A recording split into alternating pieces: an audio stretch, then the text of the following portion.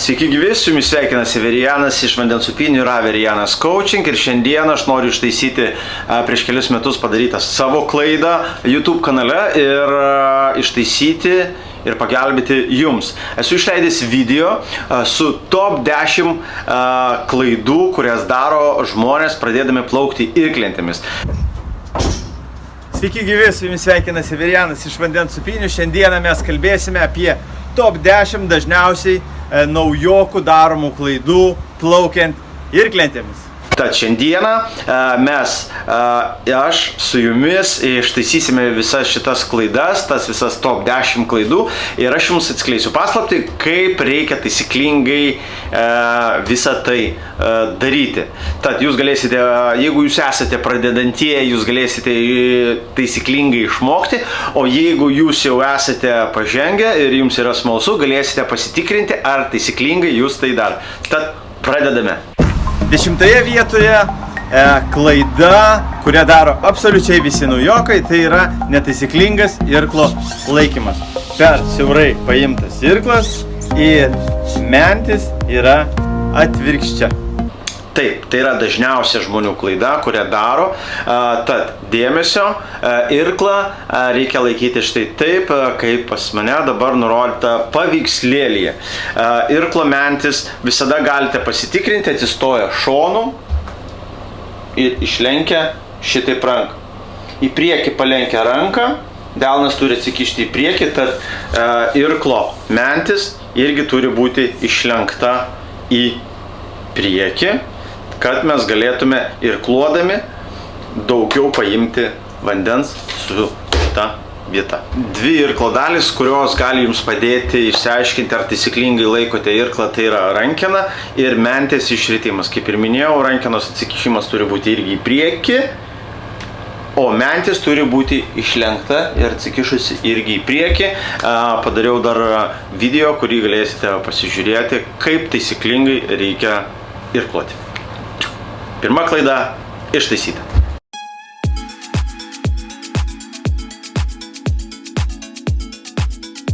Devinta vieta. Klaida yra tokia, jog yra nenuskandinama visa irklo mentis. Devinta klaida ir kaip ją reikia ištaisyti. Pasižiūrėkite prieš plaukimą visada savo irklo mentį, tai yra priekis, ir toliau yra vieta, kur baigėsi mentis. Tad dažniausiai irkluojant, jeigu taisyklingai sureguliuotas irklas, ir mentį reikia nardinti visą po vandeniu, tam, kad jūs gautumėte taisyklingą ir tvirtą, stiprų įrėmį.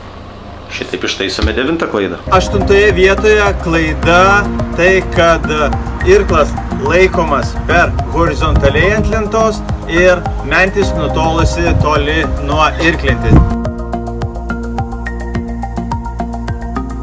Paaiškinsiu, iš kur atsiranda šita klaida ir kaip ją ištaisyti. Jinai dažniausiai atsiranda tai, kai žmonės stovi ant irklentės, jie dažniausiai bijo įkristi į vandenį, dėl to pasiėmė irklą, jie jį pakreipia iki kitos rankos, kuri dedama ant viršaus, ir irklas tampa praktiškai horizontalus.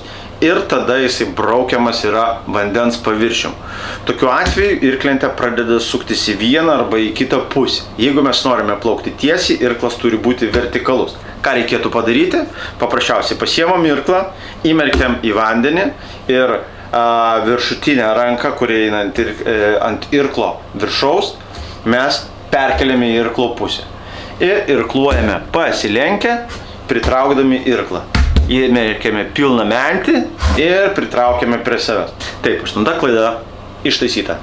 Klaida numeris 7, tai kad krenta ant lentos priekio arba galo, o ne į dešinę arba į kairę pusę.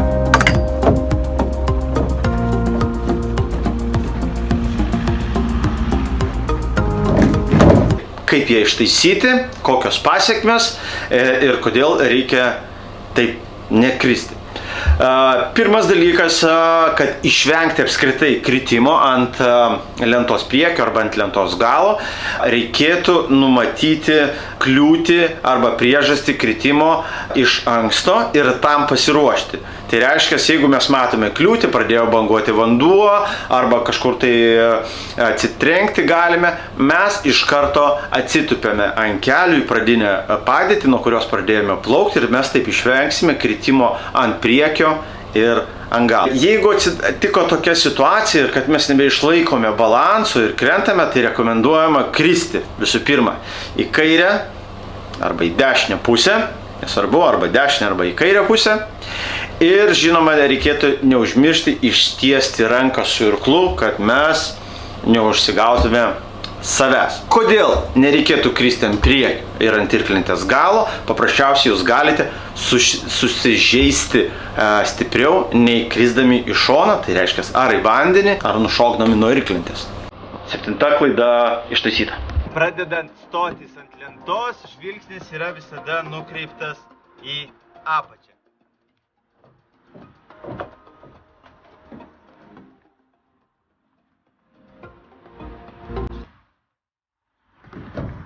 Kodėl tai skaitoma klaida ir blogas įprotis, nes kaip sakoma, kaip išmoksime, taip ir darysime visada. Rekomenduojama visada stojantis žiūrėti į priekį arba netgi kelti galvą į viršų tam, nes apatinė kūno dalis automatiškai eina į apačią, o viršutinė kūno dalis kyla į viršų. Antras dalykas, keliant galvą žiūrint į priekį, mes matome kliūtį ir įvertiname situaciją, kai ant kiek mums greitai reikia atsistoti, kai mes galime ramiai stotis, ar kur mums reikės įjungti kojas kaip amortizatorius, kad išbalansuoti ant lentos. Jeigu mūsų galva yra nuleista į apačią, tai pirmas dalykas, mes nematome, kas vyksta priekyje, tai reiškia, galime kažkur atsitrenkti, gali ateiti banga, gali dar kažkas tai atsitikti, gali būti draugas priekyje ir mes to nepamatydami atsitrenksime ir automatiškai mes krisime į vandenį. Stenkitės visada žiūrėti tiesiai ten, kur norite plaukti. Klaida numeris 5, kurią daro visi naujokai ir ne tik naujokai. Kojos yra kitoje pusėje, pasiema lentą ir traukiasi lipant lentos ir dažniausiai atveju užsimeta ant savęs lentą. Į vandenį nepanikuojame, priplaukime prie irklentės, atrandame rankeną, su viena ranka laikomės už rankenos ir užtraukime kūną iki juosmens ant lentos. Keliame vieną koją, išsitiesime visų ūgių ant irklentės ir atsistojame. Klaida esanti top 4 vietoje yra netaisyklingai pasirinkta stovėjimo pozicija ant irklentės.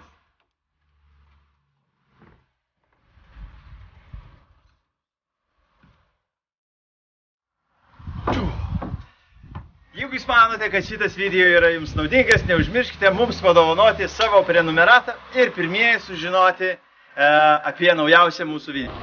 Kaip reikėtų ištaisyti šitą klaidą ir kita dalis šito klausimo bus ir klaidos taisymo bus, kada reikėtų kurioje vietoje stovėti. Taip, jeigu jūs esate pradedantysis, tai rekomenduojama ir geriausia stovėti yra per lentos centrą ir išilgai, ir skersai. Ta vieta dažniausiai ant pripučiamų irklenčių žymi rankeną, kurią nešate irklentę. Jeigu jūs stovite per daug gale, irklentė susiaurėja ir šitoje vietoje jinai tampa labai manevringa.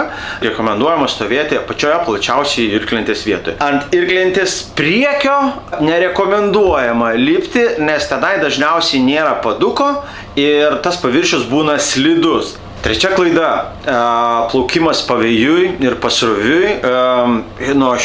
Čia yra top 3 klaida ir jūs esate pradedantysis arba jau pažengęs truputėlį, visada turite susižiūrėti oro sąlygas ir, sakykime taip, ežeruose, uždaruose vandens telkiniuose, ten kur matomas kitas krantas, turite pradėti plaukti visada prieš vėją, arba, sakykime, jeigu esate upėje ir upė nėra srauni, tai plaukti prieš srovę, nes jūs įlipant į vandenį turite daugiau jėgų ir galite paplaukti, pasipriešinti ir vėjui, ir sroviai. Ir atgal plaukiant, jūs vėjas parpūs į tą patį tašką, iš kurio jūs išplaukėte, o upėje jūs apsisukę, jeigu pavargote, atsisėdę ant irklentės, srovė, kad ir silpna srovė, upėje jūs parneš taip pat į tą patį tašką ir galėsite išlipti tame pačiame taške, iš kurio startavote. Tad visada susižiūrėkite ir susiplanuokite savo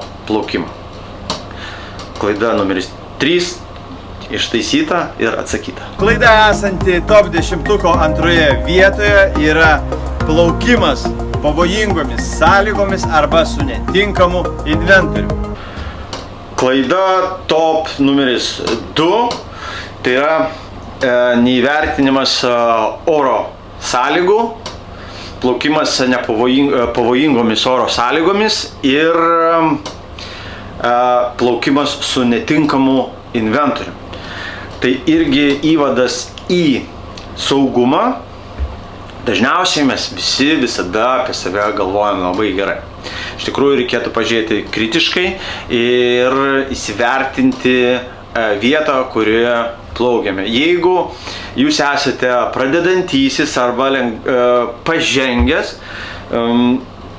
geriausios oro sąlygos jums plaukti yra iki 7 metrų per sekundę. Tad pasisiųskite programėlę, kuri rodo oro sąlygas, susižiūrėkite, iš kurios pusės pučia vėjas, kokio stiprumo, kaip jis keisis 2 valandų bėgyje ir tada nuspręskite, ar tikrai tinkama diena šiandieną plaukti jums su irklente. Ir kitas dalykas, įsivertinkite savo inventorių, ar tikrai jisai yra tinkamas plaukti būtent tomis sąlygomis. Nes vėlgi, kai vyksta treniruotės, kai mes norime progresuoti, mes mažiname, siauriname lentas tam, kad įgyti geresnių įgūdžių ir, sakykime, kas liečia pradedančiuosius arba jau truputį pažengusius, kurie plaukia jūroje bangose, vėlgi turi įvertinti bangos aukštį, turi įvertinti vėjo stiprumą, turi įvertinti vėjo kryptį, turi įvertinti bangos galią ir savo sugebėjimus, tai, kad nepastatyti save į pavojingą padėtį, įsivertinti šituos dalykus ir pagalvoti, ar tikrai tai yra tinkama diena ir tinkama vieta plaukti su tokia lenta, tokiomis sąlygomis. Jeigu iš šito atsakymo jums kils dar tokių klausimų, o kaip sužinoti, kokios programos yra skirtos žiūrėti, stebėti orų prognozę ir kaip įsivertinti, tai mes parodysime kitame video. Tai reiškia, jau bus 2 nauji video, tai reiškia apie saugumą ir kaip susižiūrėti tinkamas oro sąlygas plaukimui. Gerai, klaida numeris 2 ištaisyta. Ir klaida numeris 1, tai yra nedėvėjimas saugos lyno. Mėly naujokai, mėly pradedantieji, visi, kas žiūrite šitą video, noriu paprašyti jūsų, kad saugumas būtų jūsų pirmoje vietoje.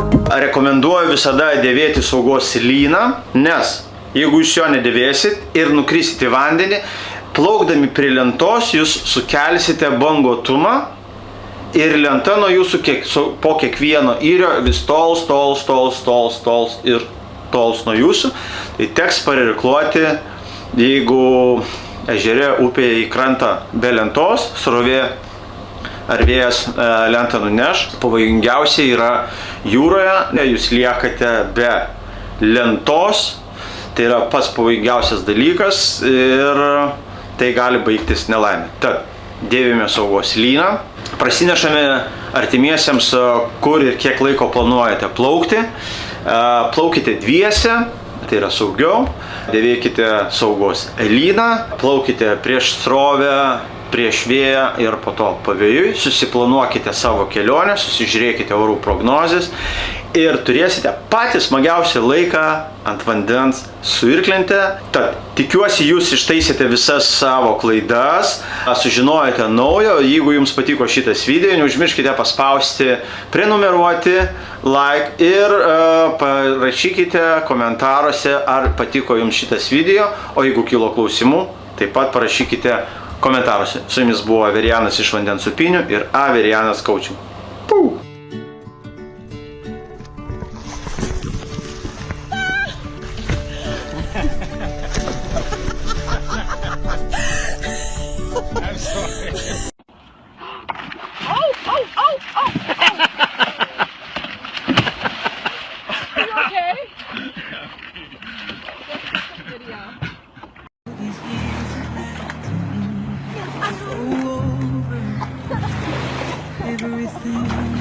There you go.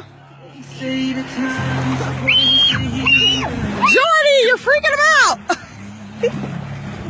Watch out, AJ. He ain't got no control. Yeah, I got that. I got that. No!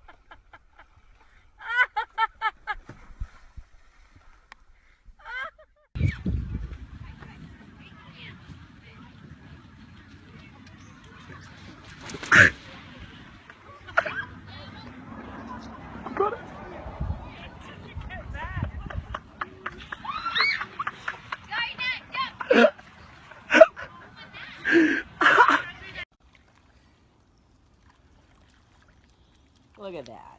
Piece of cake. I don't think it says